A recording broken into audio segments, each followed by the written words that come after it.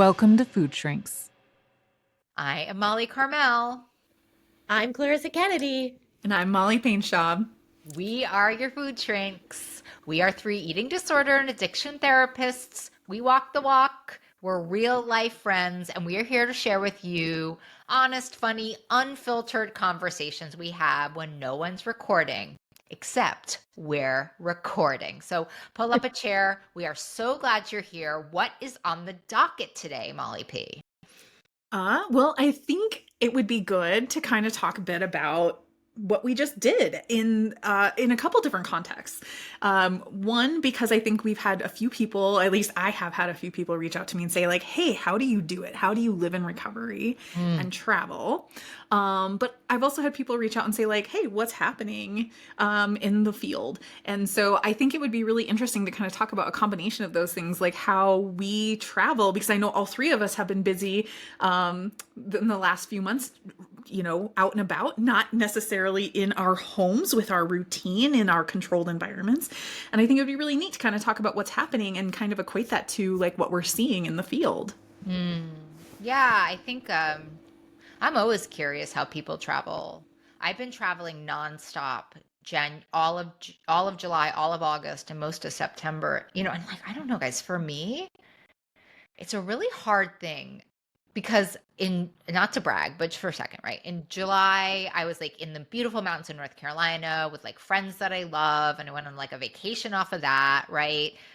And then in August, I was like at the beach with like people I love and the most like in a beautiful house, right? And then in September, I was like at a beautiful party in New York City and then spending the weekend in gorgeous house in New York City. Yeah. And I'm so happy to be home. And even while I was away, I was like, this is a lot. And balancing all of that is really hard. And I have a lot of thoughts about it. So I think for me, and then I think also, of course, what this podcast is about, which is like, well, then how do we stay recovered? How do we stay healthy? How do we stay centered? While we have like the blessings of recovery, right? Like, it's the only reason I'm invited to these places, Right. Yeah. right? The only reason you guys can go away for 3 weeks to Europe is because we're in recovery, right? And then there's this part for me where I'm like, this might be too much. And so for me, this is like a lot of unpacking post game summer, which is, do I need to learn how to say no better? Do I need to have a different kind of recovery when I'm away? I don't know. But what I can say in the present here and now, which is like, how do I travel and stay recovered? I can say it in one word, which is priority. Right. And like this summer, because if you guys remember, and if you don't, you can just go back to our first episodes. I was away when we first started Food Shrinks, and my recovery was in really, really bad shape. I had just moved from North Carolina and I was out on the beach for the whole summer. And I was seeing one of my coaches at Molly Carmel because that's how nervous I was about my recovery. And one of the things that my coach said to me at the time was, if you can't stay recovered in this place, if your recovery is really suffering, you have to leave. You have to leave and go somewhere that's safe. And it was stuck with me. And so this summer when I went away, I was I was a lot more thoughtful about how to have my recovery be the priority, right? That slip that they say, like sobriety loses its priority.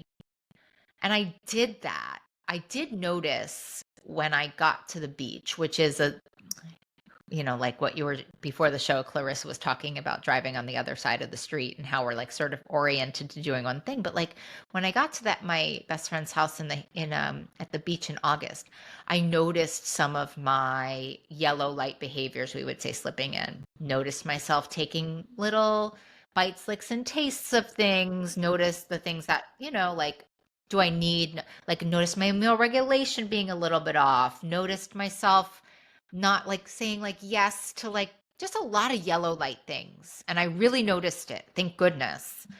And then I was like, you know what? If I want to stay here, I just remember what my coach said to me.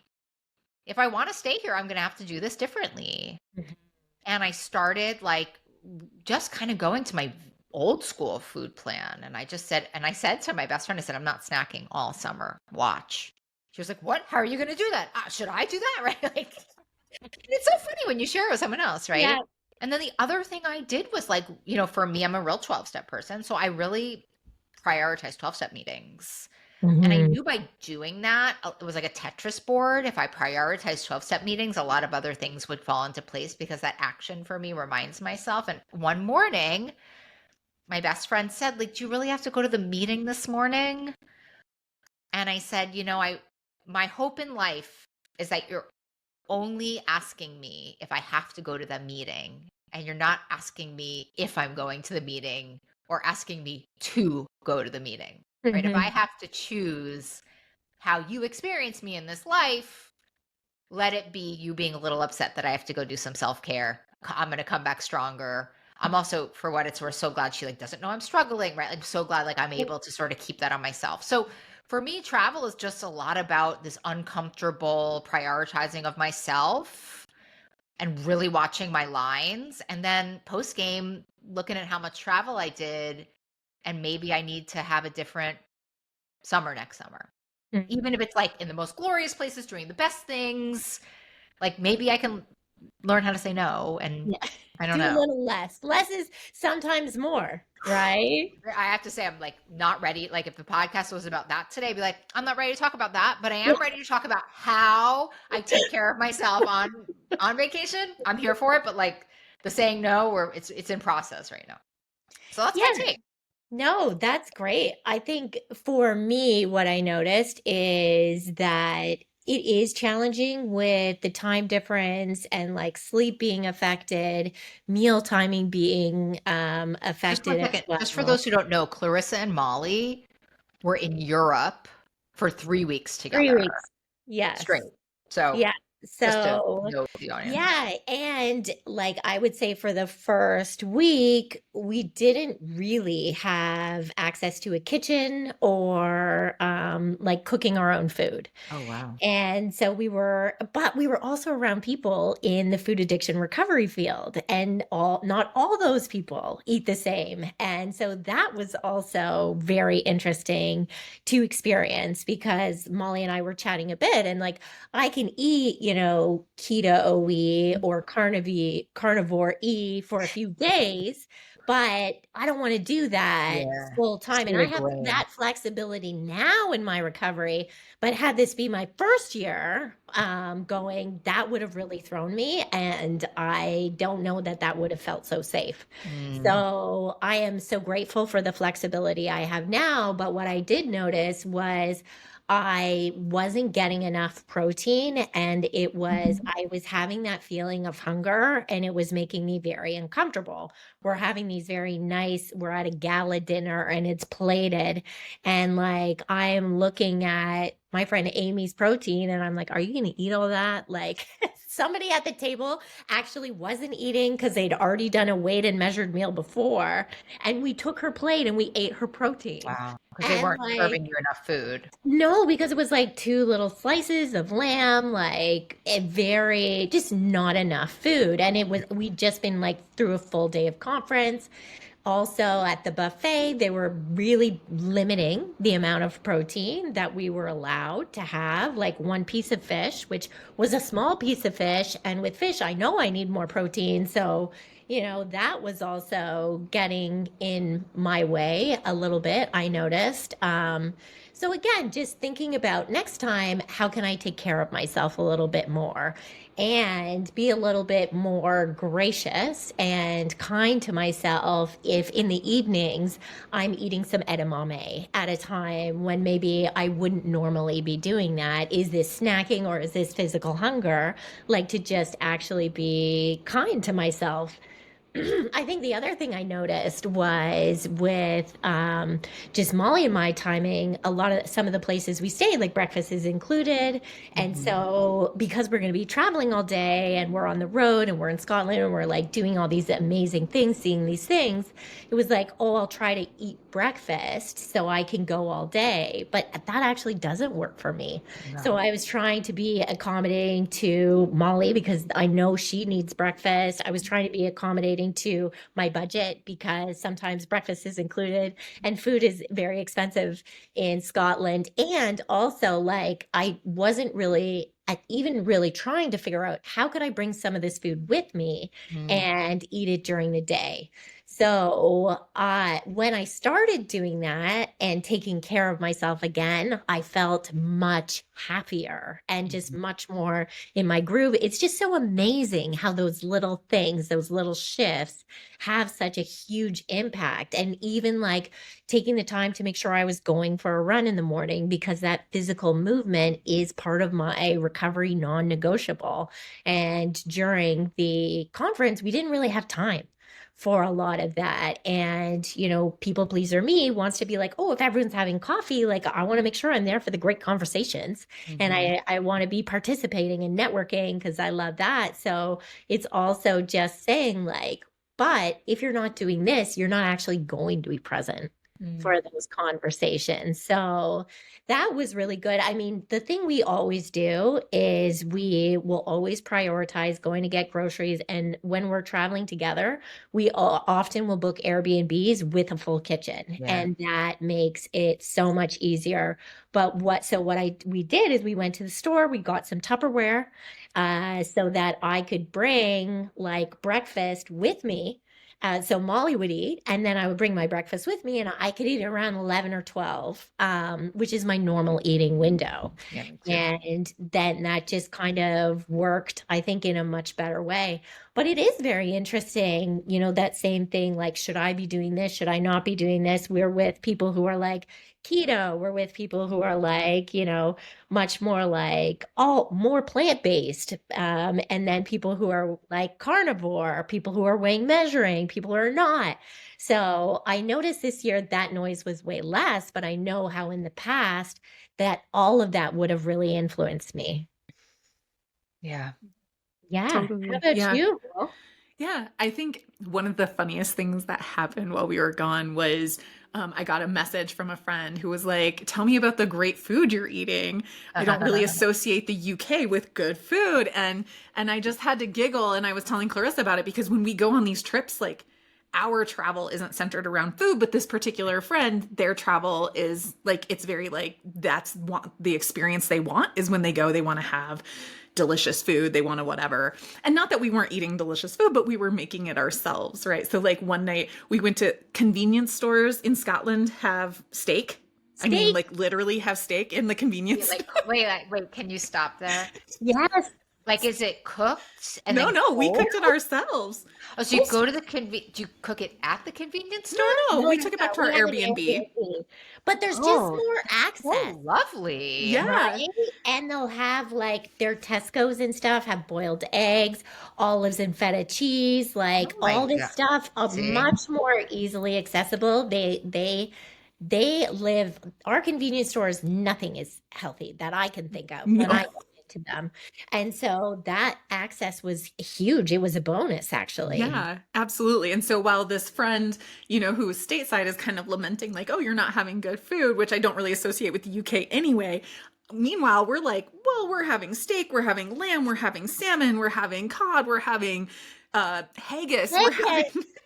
we tried black pudding, like we maybe didn't venison, like like maybe these aren't the things that like everybody is into, and it doesn't work for everybody's food plan, but we're at a place where we are flexible enough to have some of that experimentation. But a lot of the food we did ourselves, sometimes most of the time we were only eating like 2 meals a day. It's much easier for me to skip breakfast than it is for Clarissa to eat breakfast. But again, like it was just whatever was working out. And so I think that's the other thing, is that because we can have that flexibility, and we understand that not everybody can have that flexibility. Some people really need that structure of like 3 meals, and they need to be timed, and they need to be weighed and measured. That's just not our truth or where we're at right now. Like 6, 7, 8 years into recovery, Right. we can be a little more flexible with the timing of food, the amounts of food, that kind of thing. But like Clarissa, I did find not necessarily that I wasn't getting enough protein, but I was like, I need more fiber. Like I'm missing vegetables. Salad. I was really missing that.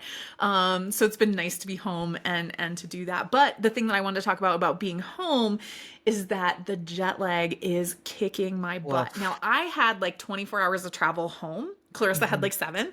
I had 24. We're- um, we're- it was So, but that's the, like that's the downside of living in a place where I don't get direct flights. I have to fly to several other airports to be able to fly internationally to that degree.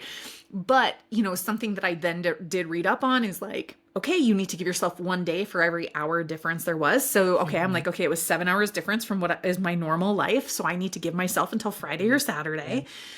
So like I've found these little ways to just like have more compassion because my recovery counts on it, right? So like I found that my depression really hit me hard, which I imagine has to do with the jet lag, right? There's just like this combination of things that are happening for me.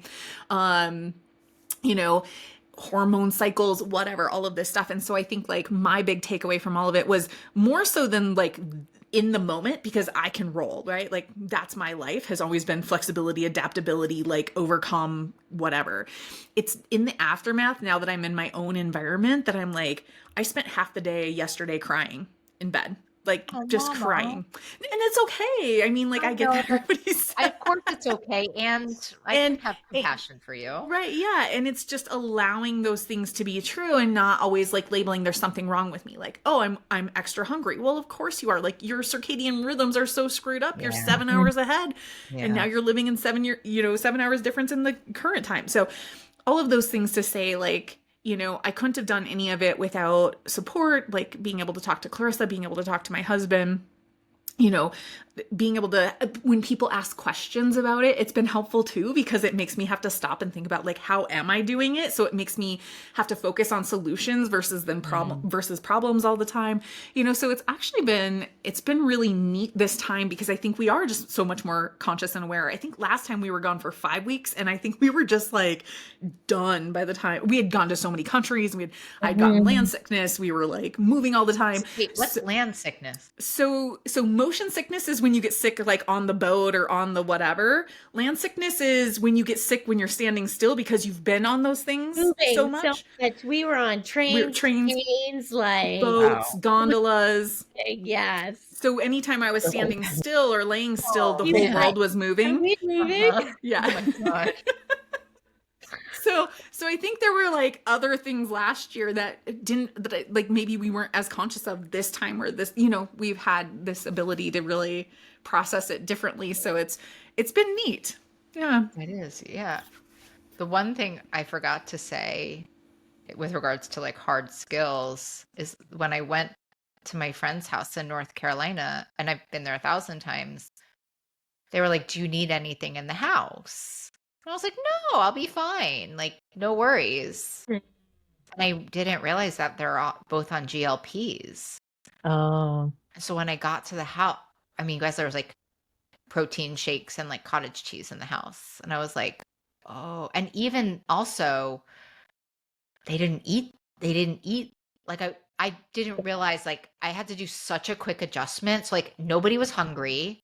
Right. That's what you're saying, even Clarissa, about like being with all these people with all these different food plans. It's like, wait, like, should I stop eating grain? Like, wait, like, should I be a vegan? Like, I'm so susceptible to that when I'm traveling and I'm in a new place. Like, remember, like what Molly P is saying, like Molly P is susceptible to like being radicalized on anything right now. Like, don't like, we don't make decisions when we're in intense jet lag. Like, Yeah. Right. so it's like when I was there and I was like, wait, I'm really hungry for lunch. Like nobody wants to go out to lunch. And I'm like, right, like everyone's on GLP. So like they're just having a shake for lunch. You need to go eat lunch. Like you need to get in your car. And I had to go do like a big grocery run. And I need to be honest, because that's, we're just having lunch with our friends right now. Like I was like, do I need to eat that much? No.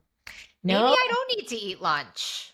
And I'm like, girl, you need to eat like you, and I need to like make my own food. I had to do a whole overhaul when I got to that house too. I was like, okay, yeah, people are not hungry here. It's okay that you're hungry. It's normal that you're hungry. Go on your food plan, mind your own business, eat your lunch, ceiling, right? So that was really hard for me too. No, and Molly and I had that. Like Molly eats less food than me in general. And that sometimes is hard for me because I feel like I have to say like, oh, I want to eat again.